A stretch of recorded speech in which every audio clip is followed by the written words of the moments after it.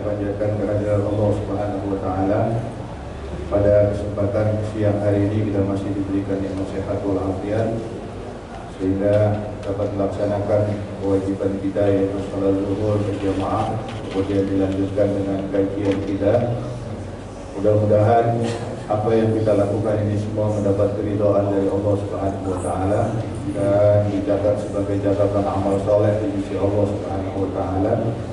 Ya, mudah-mudahan amal soleh ini menjadi wasilah, menjadi sebab Allah kabulkan doa kita, Allah sampaikan hajat kita, Allah mudahkan urusan-urusan kita, Allah beri jalan keluar dari segala kesulitan kita, dan mudah-mudahan Allah sehatkan badan kita, Allah angkat penyakit kita, dan mudah-mudahan kita senantiasa dalam lindungan Allah Subhanahu wa taala. Amin amin ya rabbal alamin. Hadirin sekalian yang berbahagia, dalam sebuah hadis yang diriwayatkan oleh Ummul Mukminin Sayyidatuna Aisyah radhiyallahu anha, beliau pernah berkata bahwa ayahnya Siti Aisyah itu pernah menyampaikan kepada Siti Aisyah dengan kalimat, maukah engkau aku ajarkan sebuah doa, yang doa ini langsung diajarkan Rasulullah kepada aku, kata ayahnya Siti Aisyah. Ayahnya Siti Aisyah siapa? Sayyidina Abu Bakar. Jadi Sayyidina Abu Bakar bicara sama anaknya, sama putrinya, maukah kamu aku ajarkan sebuah doa, doa ini langsung diajarkan oleh Rasulullah. Apa doanya? Allahumma ya farijal ham, ya kashifal gham, ya man li'abdihi yaghfiru wa yarham. Ini doa sebenarnya udah umum di tengah kaum muslimin, terutama di kalangan santri maupun di kalangan majelis-majelis. Doa ini selalu dibaca ketika doa terakhir atau penutup daripada doa. Nah, doa ini juga dibaca di dalam susunan Ratibul Haddad. Itu ada satu kalimat doa ini, ya farijal ham, ya kashifal gham, ya man li'abdihi yaghfir wa yarham. Apa artinya? Artinya, ya Allah yang menghilangkan kesedihan, wahai Allah zat yang menyibakkan kesusahan, wahai Allah yang memberi pengampunan kepada hambanya dan yang mengasihi hambanya. Farijal ham kashifal gham, menghilangkan kesusahan, menyibakkan kesedihan. Nah, ini ada dua kalimat, ada dua kata di sini, yaitu kata hamun dan kata ghamun. Apa itu ghamun dan hamun? Ini kalau dari sisi bahasa, Bapak Ibu sekalian yang berbahagia, sebenarnya dua-duanya ini satu bentuk kata dari apa yang sering kita kenal dengan istilah depresi. Keadaan mental yang sedang drop, cuma hanya beda konteksnya antara hamun dengan ghamun. Kalau ghamun itu adalah kesusahan hati yang diakibatkan oleh perbuatan kita di masa yang lalu, itu namanya ghamun. Ghamun itu adalah kesusahan hati kita, kegelisahan hati kita saat ini yang diakibatkan oleh perbuatan kita di masa yang lalu. Apa itu namanya kalau yang pasti? Ghamun. Di Al-Quran sendiri, Allah Subhanahu wa ta'ala itu menulis ada 11 kata ghamun di dalam Quran. Di antaranya surat Al-Anbiya ayat 88. Itu Allah katakan di situ, fastajabna lahu wa najjaynahu minal ghammi kadzalika nunjil mu'minin. Dan kami kabulkan doanya Nabi Yunus, wa najjaynahu minal ghammi, dan kami selamatkan Nabi Yunus dari ghamun, kesusahan akibat apa yang dia lakukan di masa sebelumnya.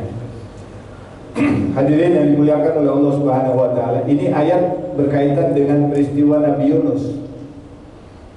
Makanya di ayat sebelumnya itu diceritakan oleh Allah Subhanahu wa taala, wa zannuni idz dzahaba mughadiban. Dan ingatlah ketika Nabi Yunus alaihissalam pergi meninggalkan tugas dakwahnya mughadiban, dalam keadaan marah. Jadi ceritanya Nabi Yunus itu ditugaskan di satu daerah untuk berdakwah oleh Allah Subhanahu wa taala, tapi dakwahnya tidak mendapatkan respon yang memadai.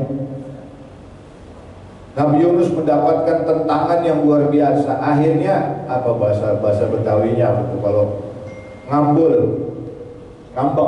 ya Pak ya? Ngambek, akhirnya pergi, ditinggalin tuh kaumnya. Nah, maka kemudian terjadi peristiwa ketika Nabi Yunus sedang naik kapal laut. Panjang ini ceritanya sebenarnya. Intinya saja, Nabi Yunus kemudian dilemparkan ke laut, kemudian ditelan oleh ikan nun. Ada yang mengatakan ikan hut. Ini ikan yang sangat besar sekali, yang melebihi besarnya ikan paus. Nah, ini para ilmuwan zaman sekarang masih meneliti apakah ikan hut ini atau ikan nun ini masih ada di lautan kita, tapi kedalamannya itu memang kedalaman yang tidak bisa dijangkau oleh manusia. Nah, singkat kata hadirin yang dimuliakan oleh Allah Subhanahu wa taala, ketika Nabi Allah Yunus alaihissalam ditelan di dalam perut ikan, maka Allah lanjutkan ayat firman itu, wanada fi zulumati, dan ketika Nabi Yunus berdoa kepada Allah, wanada, menyeru, fi zulumati, di dalam kegelapan-kegelapan. Itu jamak zulumat. Zulumat itu jamak daripada zulmun, kegelapan. Kenapa dikatakan dengan jamak di situ? Karena Nabi Yunus, kata para ulama, minimal mendapatkan 3 kegelapan. Yang pertama kegelapan di dalam perut ikan, yang kedua di dalam lautan, yang ketiga adalah kegelapan waktu malam, fil zulumat. Makanya kemudian Allah mengilhamkan kepada Nabi Yunus dengan membaca satu doa, la ilaha illa anta subhanaka inni kuntu minadh dhalimin. Ya Allah, tidak ada Tuhan selain Engkau, sesungguhnya aku ini termasuk orang-orang yang zalim. Nah, ini khaufun. Maka kemudian di ayat berikutnya, ketika Nabi Yunus sudah membaca doa la ilaha illa anta subhanaka inni kuntu minadh dhalimin, maka ayat berikutnya Allah mengatakan fastajabna lahu wa najjaynahu minal ghammi. Maka akan aku kabulkan apa yang diseru oleh Nabi Yunus alaihissalam, wa najjaynahu, dan kami selamatkan Nabi Yunus minal ghammi, daripada kesusahan yang dialaminya, yang diakibatkan kesalahannya meninggalkan dakwah yang tidak diterima dengan sebagaimana mestinya. Nah, ini hadirin yang dimuliakan oleh Allah Subhanahu wa taala. Jadi ghamun itu adalah kesusahan yang dialami seseorang di saat sekarang, tapi kesusahan itu adalah akibat dari perbuatannya di masa yang lalu. Itu ghamun. Ada lagi yang mirip sebenarnya dengan ghamun, huznun. Huzn, hazan. Makanya tadi Pak Budi ada doa yang diajarkan oleh Rasulullah, Allahumma inni a'udzubika minal hazan, minal hammi wal hazan, minal hammi wal hazan. Hamun dan hazan. Hazan itu sama mirip dengan kesusahan, ghamun. Jadi kesusahan yang dialami oleh seseorang di masa sekarang akibat musibah yang dialaminya di masa yang lalu. Tapi ini sifatnya musibah. Musibah artinya apa? Di luar kendali manusia. Kalau ghamun akibat perbuatan di masa lalu, kesusahannya sekarang, tapi perbuatan itu akibat perbuatan sendiri. Jadi bedanya hamun dengan huznun. itu adalah dalam bentuk apa yang terjadi di masa yang lalu. Kalau husnun itu sesuatu yang di luar kendali manusia, tapi kalau ghamun akibat masa lalu yang terjadi akibat perbuatannya sendiri. Nah, kayak husnun ini kayak orang sedih, susah, ditinggal kematian. Ya, kayak ada ditinggal orang tua yang meninggal, ditinggal oleh orang yang disayangin, itu husnun. Makanya Nabi ketika awal-awal masa dakwahnya itu sebelum peristiwa Isra dan Mi'raj dikenal dengan Amul Hazn, tahun kesusahan, tahun kesedihan. Kenapa? Karena Rasulullah ditinggalkan oleh dua orang yang dicintainya, yaitu istrinya dan pamannya Siti Khadijah. Siti Khadijah dan Abu Thalib, paman tercintanya. Makanya disebut Amul Hazn. Hazn kenapa? Kesusahan karena akibat ditinggalkan. Nah, itu ghamun. Kalau hamun, Bapak Ibu sekalian yang berbahagia, hamun itu adalah bentuk depresi, bentuk kesusahan hati yang diakibatkan oleh kekhawatiran masa yang akan datang. Masa yang akan datang. Kalau ghamun masa lalu, hamun masa yang akan datang. Apa bentuknya hamun ini? Ya kesedihan akibat khawatir di masa yang akan datang. Kekhawatiran, ketakutan yang terjadi ketika membayangkan apa yang akan terjadi di masa yang akan datang. Itu yang disebut dengan hamun. Nah, hadirin sekalian yang dimuliakan oleh Allah Subhanahu wa taala. Makanya dalam doa tadi yang diajarkan oleh Sayyidina Abu Bakar kepada putrinya Siti Aisyah, yang langsung juga diajarkan oleh Rasulullah, ya farijal ham, ya kashifal gham, wahai yang menghilangkan kesusahan, kekhawatiran akan masa depan, dan wahai zat yang menyibak kegelapan atau kesusahan akibat dari masa yang lalu. Farijal ham, ya kashifal gham. Sambungan ayat itu sebenarnya itu kunci jawabannya, Pak. Kunci jawaban dalam mengatasi farijal ham kashifal gham. Ya man li'abdihi yaghfiru wa yarham. Wahai zat yang maha mengampuni hambanya dan yang senantiasa merahmati hambanya. Jadi ternyata jawabannya ada di doa itu langsung. Farijal ham, kuncinya apa? Farijal ham, kekhawatiran akan masa depan, kuncinya rahmat Allah. Kashifal gham, menghilangkan kesusahan masa yang lalu, kuncinya apa? Istighfar. Makanya tadi di dalam ayat tentang Nabi Yunus alaihissalam, dalam mensikapi hamun, al-ghamun akan akibat masa yang lalu, kesusahan akan akibat di masa yang lalu, kesalahan masa yang lalu, kuncinya apa? Diakui. Makanya dalam doa yang diajarkan kepada Nabi Yunus itu, la ilaha illa anta subhanaka inni kuntu minal zalimin.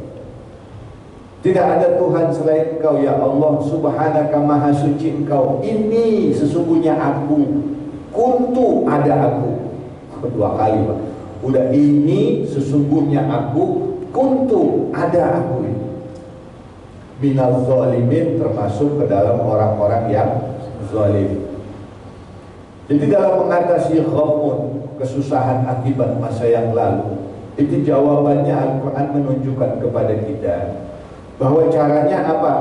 Ya mengakui perbuatan-perbuatan kesalahan kita di masa yang lalu, kemudian minta ampun kepada Allah Subhanahu wa ta'ala dengan yakin, sekali lagi dengan yakin bahwa apa yang kita lakukan di masa yang lalu, kesalahan kita di masa yang lalu, pasti kalau kita sungguh-sungguh minta ampun kepada Allah, maka kesalahan kita akan diampuni oleh Allah Subhanahu wa ta'ala. Hadirin yang dimuliakan oleh Allah Subhanahu wa ta'ala, banyak orang yang datang kepada saya itu mempertanyakan apakah dosa saya diampuni oleh Allah Subhanahu wa ta'ala, sehingga apa yang mereka alami saat ini, kesusahan,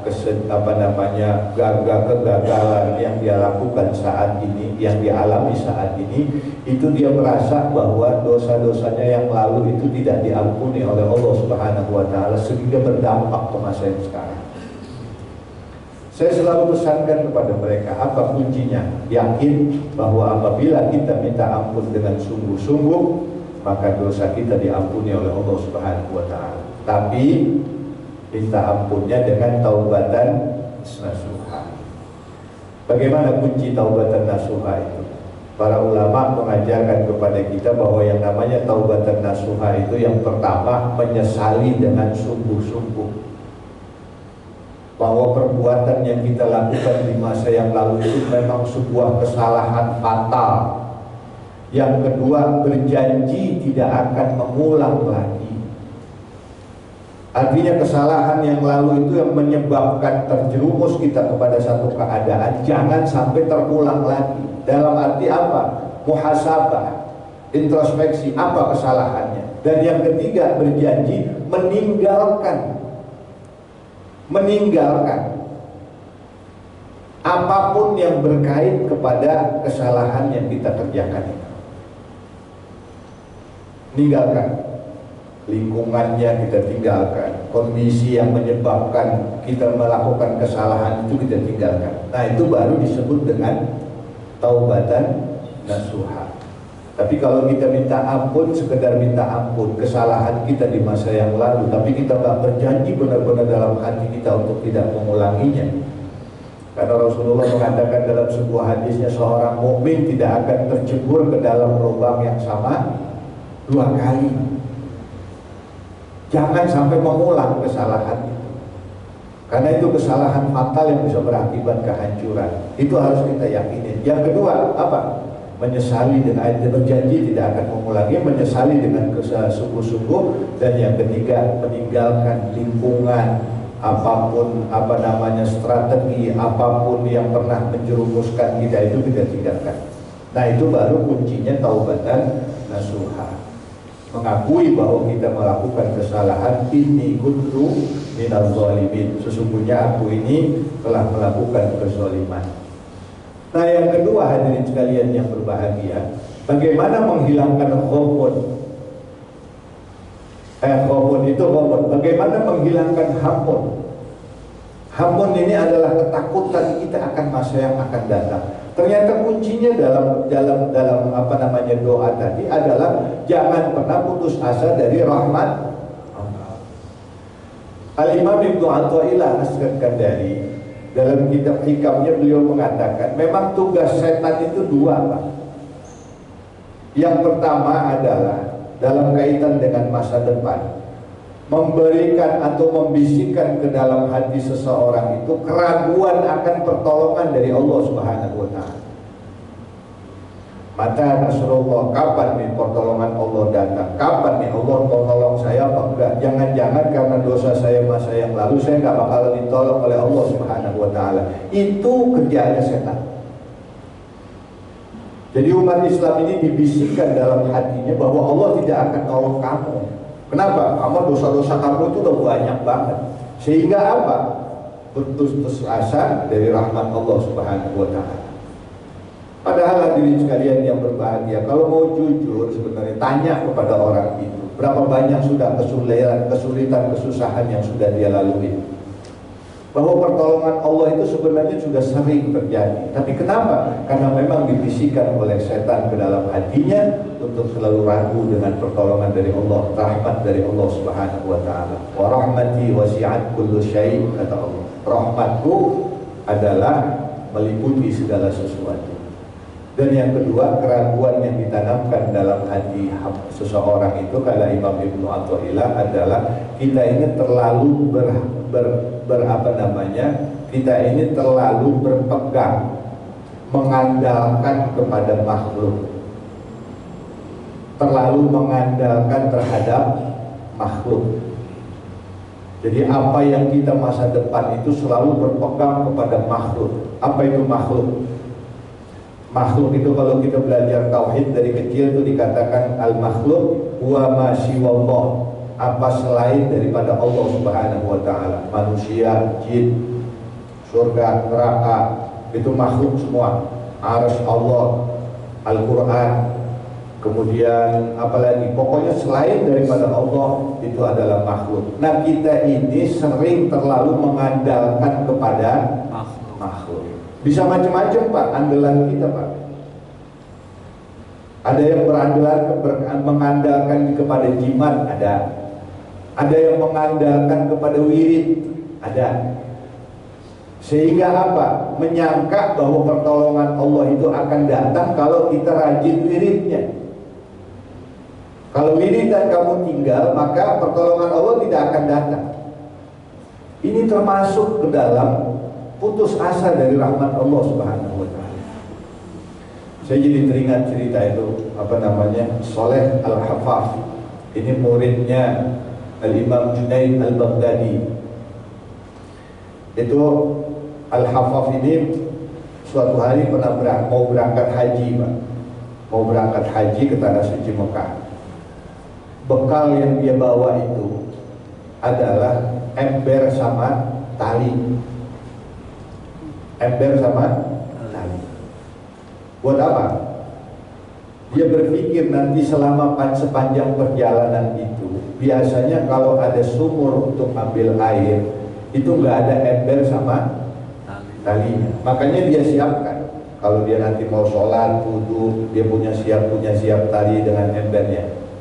Nah, apa yang terjadi hadirin sekalian yang berbahagia? Nah, sebelum masuk apa yang terjadi, ini bedanya kita dengan para orang-orang soleh.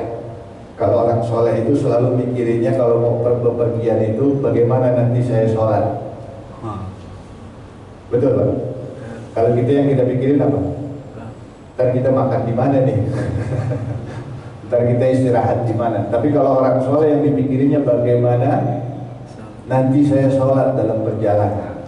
Makanya yang dibekal yang dibawa itu ember sama tali. Kalau kiai-kiai sekarang banyak itu yang menyediakan di belakang mobilnya itu botol-botol aqua. Buat apa? Takut nanti di perjalanan masuk waktu sholat nggak ketemu kampung, nggak ketemu masjid, nggak ketemu sumur. Makanya dia bisa wudhu. Ada yang bawa sarung, ada yang bawa baju koko serep di mobil, takut nanti yang dipakai kena najis sehingga dia bisa sholat kapan saja. Itu bedanya kita. Kalau kita yang kita bawa, yang penting ATM nggak ketinggalan, yang penting HP nggak ketinggalan. Nanti mau makan di mana aja gampang. Nah, Syekh Saleh Al-Hafaf ini berangkat. Kemudian di tengah perjalanan dilihat ada sebuah sumur. Di sumur itu beberapa ekor kijang sedang minum dari sumur itu. Kenapa kijang itu bisa minum? Karena Allah naikkan itu air sumurnya sampai ke bibir sumur, sehingga itu kijang bisa pada minum.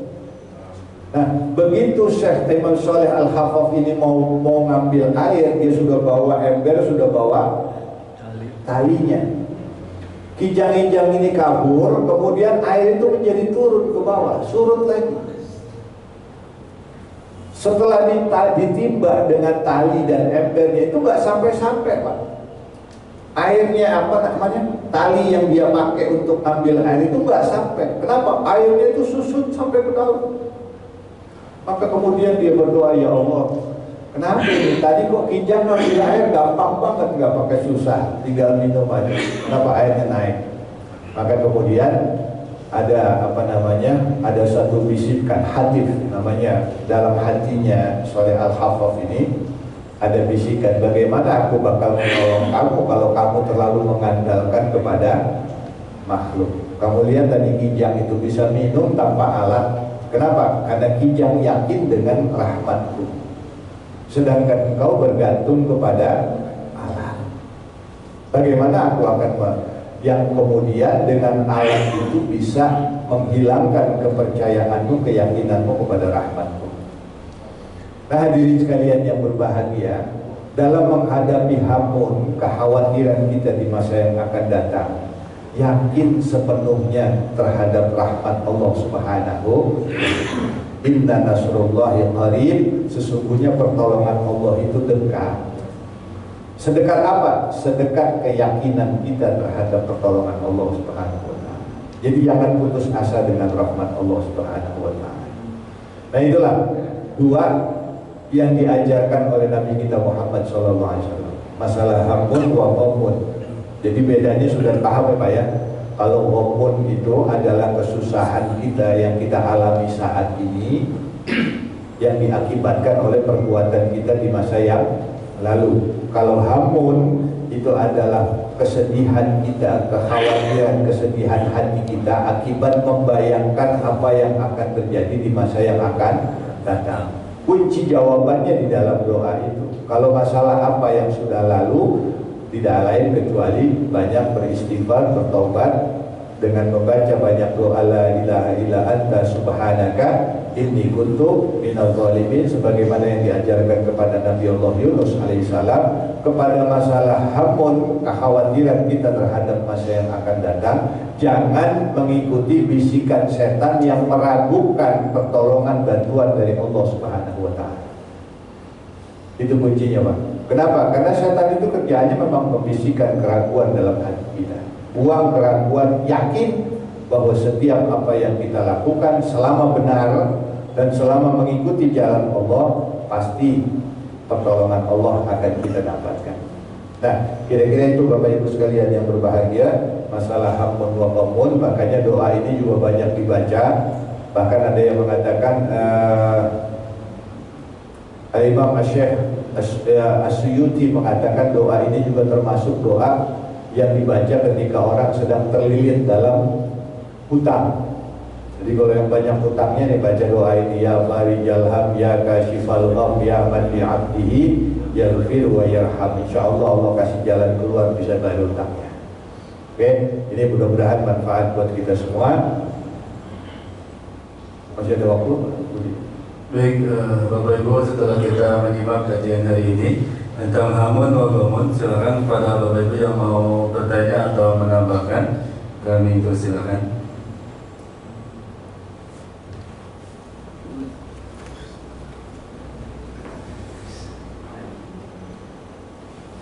Assalamualaikum Pak Ustaz. Waalaikumsalam.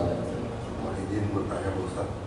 Kalau di dalam sholat misalnya ketemu ghamun sama hamun itu boleh istighfar nggak di bacaan sholat? Ketika dalam sholat, Iya. timbul bayangan itu, kesusahan itu. Dari WhatsApp masih. Jangan menambah istighfar. Kenapa? Takutnya itu jadi menambah bacaan di dalam. Ketika kita sholat itu kita bangkis aja. Kan sunnahnya kalau bangkis apa? Baca hamdalah, alhamdulillah. Nah, ketika dalam sholat kita bangkis, kita tahan bangkisnya, jangan menambah bacaan alhamdulillah. Jadi memang kalau dalam sholat itu, kenapa? Karena sholat itu adalah af'alun wa aqwalun, ucapan dan perbuatan yang sudah ditentukan. Jadi selama tidak ada keterangan dari hadis Nabi bahwa Nabi membaca itu, makanya kita nggak boleh menambah bacaan di dalam sholat. Nah, jadi hamun wa ghamun ketika dalam sholat itu ya sudah dihilangkan aja dengan kita fokus khusyuk, dengan fokus kepada bacaan yang kita baca. Tidak Pak? Baik, ada yang lain? Saya sambil menunggu. Tadi kan dibahas tentang hamun wa ghamun, di mana hamun wa ghamun ini adalah salah satu dari kecenderungan manusia terhadap dosa-dosanya, sehingga kunci solusinya dengan yarham wa yaghfir. Jangan berputus asa pada Allah dan memohon ampun dengan cara istighfar. Terus ada lagi kan yang penyakit wahan, yang isinya adalah hubud dunia wa qaryatul maut, dan obsesi terlalu cinta pada dunia dan takut mati. Ini kira-kira kunci solusinya apa saja? Karena manusia ini memang semakin terlalu cinta dunia tapi nggak mau mati gitu. Tahu Ustaz? Iya, kalau wahan itu beda konteks. Kalau wahan itu dalam hadis Nabi kunci menghilangkannya cuma satu, zikrul maut, ingat kematian. Ya, jadi kalau wahan itu terlalu cinta kepada dunia sehingga melupakan kematian. Sebenarnya bukan melupakan kematian toh, jadi yang melupakan akhirat, bahwa nanti akan ada pertanggungjawaban di akhirat segala macam. Nah itu namanya wahan. Jadi dia khawatirkan kalau sudah wahan menghinggapi hati seseorang ini, semangat jihad dalam agama itu yang nggak ada. Semangat semangat untuk berjuang dalam agama ini, itu yang ditakutkan oleh Rasulullah SAW. Jadi kalau umat Islam itu sudah terkena wahan cinta dunia, dia jadi takut. Kenapa? Takut hartanya hilang, takut hartanya, jabatannya hilang. Jadi sama manusia itu jadi takut, sama orang lain makhluk jadi takut, dengan orang yang lebih tinggi jabatan jadi takut. Padahal yang diajarkan oleh agama itu qulil haq walau kana murrah. Ngomong yang benar dengan depan siapa saja. Bahkan afdhalul jihad qaulul haq inda sultan jair. Jihad yang baik itu, jihad yang benar itu adalah berkata yang hak di depan penguasa yang zalim. Jadi itu kenapa bisa timbul berani ngomong depan siapapun? Itu kalau nggak ada wahan dalam hati kita. Tapi kalau ada sakit wahan cinta dunia, ya orang nggak bakalan berani ngomong itu. Takut jauh, kalau gua ngomong ntar jabatan gua hilang, kalau gua ngomong ntar, nah kayak gitu. Nah itu kuncinya apa? Zikrul maut, ingat kematian dan mau wama ba'daha, kematian dan apa yang sesudahnya gitu. Jadi kan manusia itu bukan mati selesai. Tapi dia akan diminta bertanggung jawab nanti di akhir. Itu yang perlu di. Baik, ada yang lain?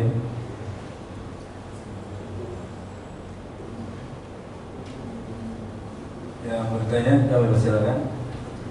Dan langsung mau nanya.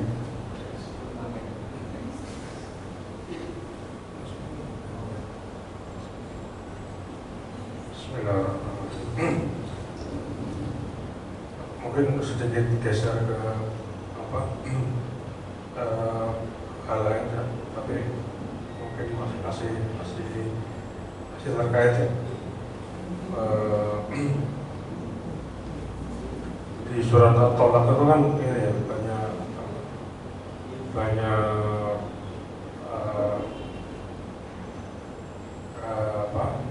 janji Allah yang diberikan untuk orang yang bertakwa, bertawakal ya. Dari mulai namanya tawakal, namanya takwa, ya jangan makhraja, menurutku min haitsu la yahtasib, namanya tawakal Allah wa hasbuh, Allah wa amrih. Dan terus belakang juga ada banyak sekali itu sampai ayat pertama aja. Nah mungkin ini dan ingin dijelaskan apa ya kira-kira hikmahnya. Kenapa janji Allah terkait takwa dan tawakal akan diberikan jalan keluar, akan dimudahkan urusannya dan sebagainya, ada di surat At-Tolak. Kenapa ada di surat At-Tolak? Saya sih sempat baca-baca begini, ceritanya itu ya bahwa orang beriman itu Muslim, kalau seorang suami kalau menceraikan istrinya, masalah ada tiga kewajiban nafkah, atonah buat anaknya, sama satu lagi rodoah ya. Iya. Apakah itu saja? Apa ya? Hikmahnya itu ayat-ayat itu kan ayat bagus untuk memotivasi dan sebagainya yang kita pakai untuk biasanya untuk motivasi. Tapi ada di surat At-Tolak itu mungkin bagian juga dari tadi doa kita dengan Allah ya Farizal dan sebagainya. Ya subhanallah. Iya. Ya memang banyak sekali janji Allah kalau orang takwa itu. Di dalam kitab Nasrul Diniyah itu Imam Abdullah Al-Haddad itu merangkum semua keuntungannya orang yang takwa dalam satu kitab itu. Jadi ada berapa puluh. Jadi memang ketakwaan itu ya menjadi sumber datangnya pertolongan Allah Subhanahu wa taala. Artinya takwa itu kan kalau kita definisikan yang biasanya didefinisikan oleh para ulama itu kan imtithalul awamirillah, wajtinabun nawahi, melaksanakan perintah Allah, menjauhi larangan Allah. Tapi itu bisa dilakukan kalau kita dasarnya itu adalah kita kemampuan menundukkan hawa nafsu. Makanya dalam khutbah Jumat selalu saya bilang bahwa takwa itu adalah perjuangan yang tidak pernah kenal berhenti untuk senantiasa nundukin nafsu kita untuk taat, patuh, melaksanakan perintah, meninggalkan larangan Allah. Kalau nggak diadakan didasari dengan mukhalafatun nafas atau menundukkan hawa nafsu ini, ya susah.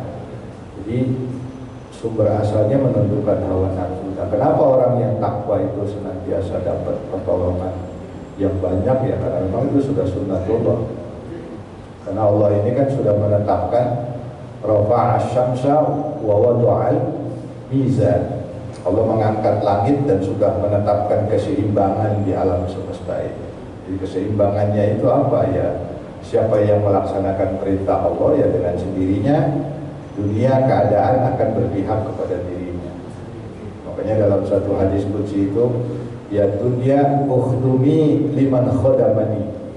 Wahai dunia, kata Allah, tunduklah kamu, melayanilah kamu kepada orang yang tunduk kepadaku. Jadi memang sudah sunnatullah, artinya sudah digariskan. Nah, kenapa itu dikaitkan dengan dalam surat At-Talaq? Ya salah satunya tadi ya saya tahu sebutkan bahwa memang kadang-kadang suami itu kalau sudah pisah dengan istrinya itu semena-mena. Padahal di situ Allah janjikan kalau kamu takwa, ikuti aturan agama, bagaimana memperlakukan istri setelah kamu cerai. Ada yang namanya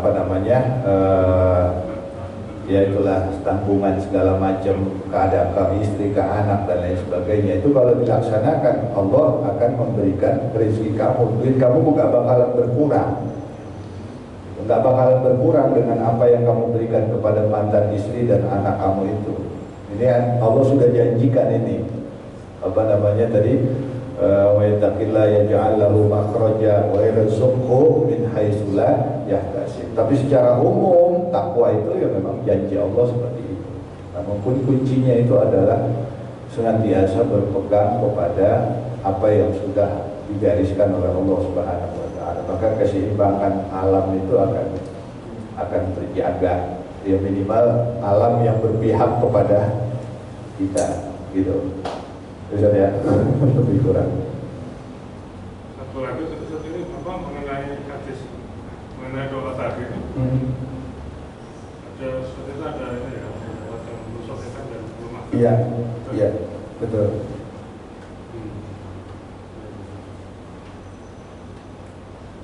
Tapi kita ambil hikmahnya, hikmah doanya.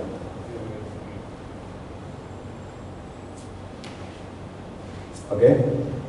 Cukup Pak Budi? Sudah Ustaz. Dan seperti itu mohon Ustaz untuk memimpin doa mudah-mudahan kita ada dalam sehat walafiat dan mendapatkan ilmu yang bermanfaat.